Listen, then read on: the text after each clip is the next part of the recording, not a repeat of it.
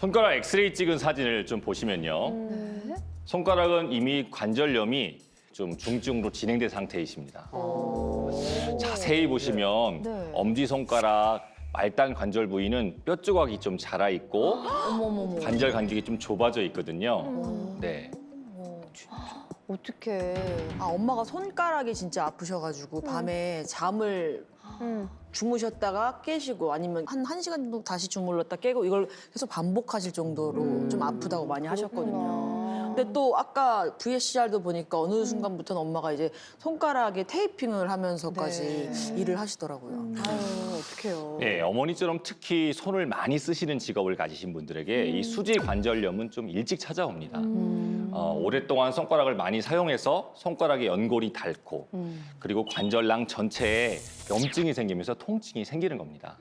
손가락 관절염은 이 손가락 마디마디에서 이렇게 시리거나 쑤시는 통증과 함께 손에 힘이 떨어져서 물건을 집어 올리는 게 점점 힘들어지거든요. 손을 많이 쓴 후 관절이 뻣뻣해지는 느낌이 든다면 어머니처럼 그렇게 수지 관절염을 의심해 볼 수 있겠습니다. 얼마나 일을 많이 하셨으면 손가락 관절이 이렇게 닿았을까요? 저희 키우면서 28년 동안 떡집을 사실 하셨었어요. 근데 이제 새벽 3시, 4시부터 일을 해서 막 무거운 거 쌀가마니도 들고 배달도 막 직접 하시고 또 365일 쉬는 날 없이 세상에. 네, 그렇게 일을 하셔가지고 아마 외할머니 딱 돌아가시고 3일 쉰 거 말고는 없으시거든요. 그래서 또 어떻게 엄마가 업종 변경을 하셔가지고 순댓국으로 네. 그래서 또 쉼 없이 또 일을 하고 계십니다. 너무 고생하시네요. 아니 왜 이렇게 일을 계속 하세요? 좀 쉬시지. 딸도 이렇게 다 잘 컸는데. 사실 떡보다는 순댓국이 쉽겠거니 생각을 했었거든요. 그런데 막상 해보니까 그게 쉬운 일이 아니더라고요. 그쵸. 계속 하루 종일 칼질을 해야 되고 맞아. 손을 놓을 틈이 없었어요. 그럴 것 같아요. 너무 아파하셔서 병원 가서 검사를 좀 받고 오라고 했는데 엄마가 손가락에 주사만 맞고 오셨더라고요. 박사님 이러면은 사실 안 되는 거죠. 물론입니다. 염증을 방치하면 관절 연골이 더 빨리 망가지게 됩니다. 게다가 염증을 가라앉히는 그런 스테로이드를 주사한 주사는 또한 자주 맞으시면 좋지가 않습니다. 그렇죠. 오히려 이제 구조물들이 손상을 당할 수가 있고요. 네네. 그다음에 이제 간혹 이제 감염이 생기는 경우도 있습니다. 그래서 아주 정말 어쩔 수 없을 경우, 너무너무 아픈데 어쩔 수 없을 경우에만 한정해서 맞는 것이 좋겠습니다. 아까 어머님 관절 종합검사에서 문제가 3가지 발견됐다고 하셨잖아요. 첫 번째는 손가락이었고 두 네, 번째는 뭔가요? 네, 두 번째는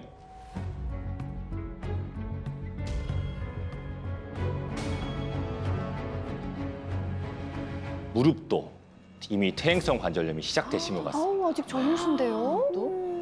엄마 아직 60대인데. 젊으신데요. 맞아요. 관절염 아니겠지, 뭐 잠깐 아프다 말겠지 하고 계시는 분들이 참 많습니다. 그래서 이제 좀 반복적으로 아파서 저한테 오시면 관절염 아주 좀 많이 진행돼서 한 이 관절염 2기, 뭐 3기 넘어서 오시는 분들이 참 많습니다.